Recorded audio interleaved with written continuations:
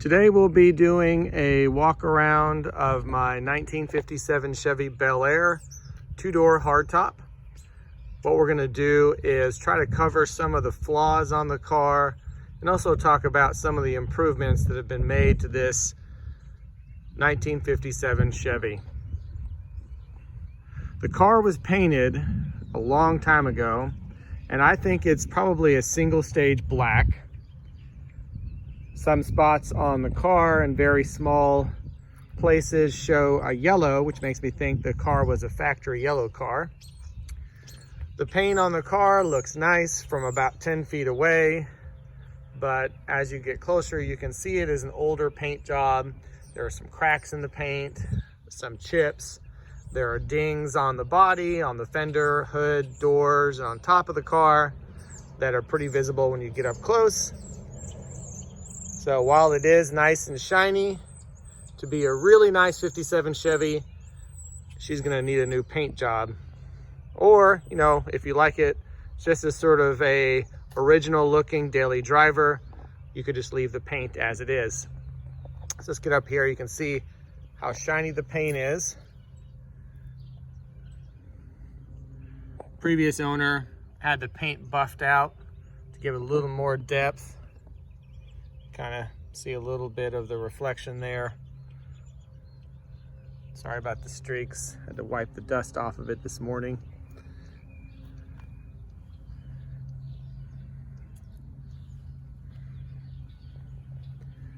Believe it's the original chrome on the front here.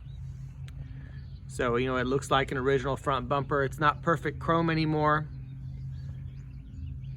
And there's some scratches right there on the chrome, but very presentable, I think, original front bumper. You can see some of the, I call it alligating, I guess. Alligating, there we go, whatever. You can see the cracking right here on the paint. That's in several spots where the paint is just older and, like I said, kind of tired.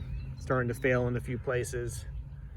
There's some more of the cracking. A little bit right there on the door. So that's sort of scattered all over the car in little places like that.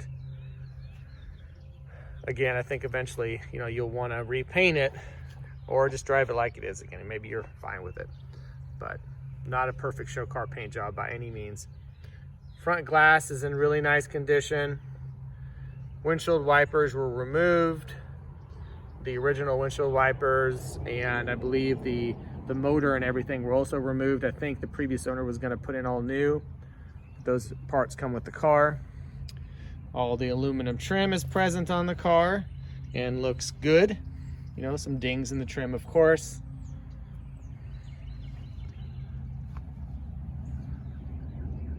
Just trying to show as many of the defects in the paint as I can. It's black, so of course it is not forgiving at all. There's some more of the original trim.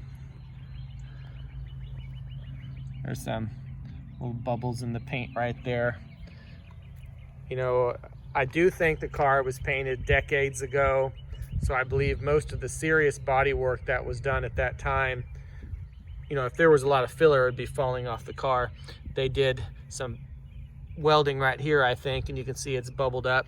It's like that on both sides. I don't think there's really any rust in the body. I think if there were, we would be seeing it again, bubbling up on the body and cracking. But there's really none of that, just the paint cracking and what I just showed you on the back.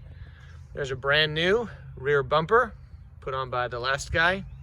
It looks nice. Nice new back bumper. A couple little cracks right there, as you can see. Showing down the side, you can see some of the dings in the body. You know, I think this was a cruiser. You know, I don't think this was a garage clean at any point in its life.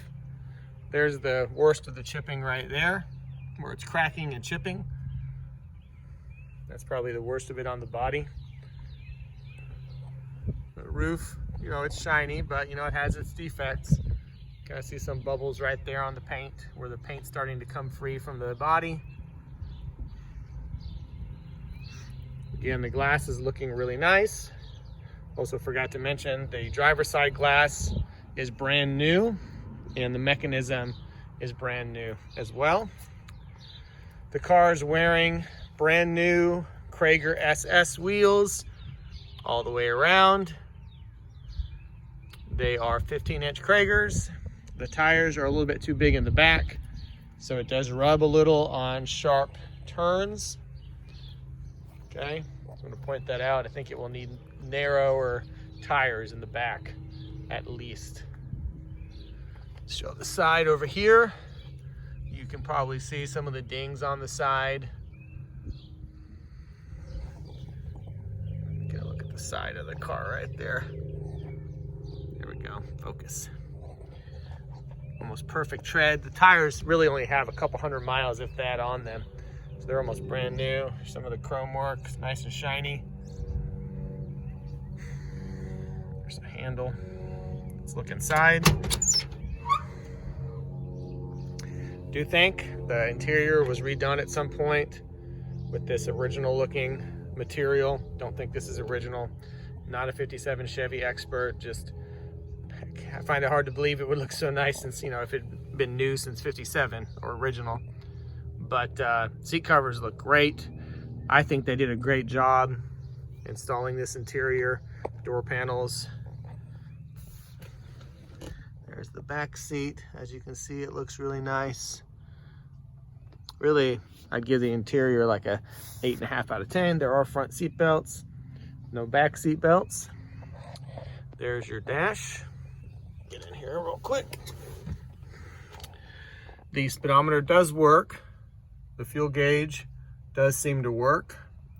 Temperature gauge is disconnected, and I think they disconnected it when they swapped out the engine for a more modern 350. There are some dummy gauges down here as well.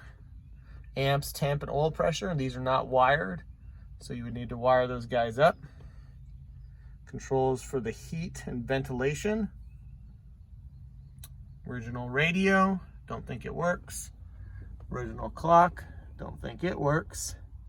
You can see the carpet was replaced. Looks faded in the video here, I think, but it's in really nice shape, almost like new. Headliner needs to be cleaned. You can see there's some dust, and I think it's mostly because the car sat so long in a garage. It was barely driven by the last couple people. There's the other door panel, very nice. Just a good looking interior. And it does come with the little miniature version of itself, which is kind of nice. All right, now we'll do a video of me starting the car and listening.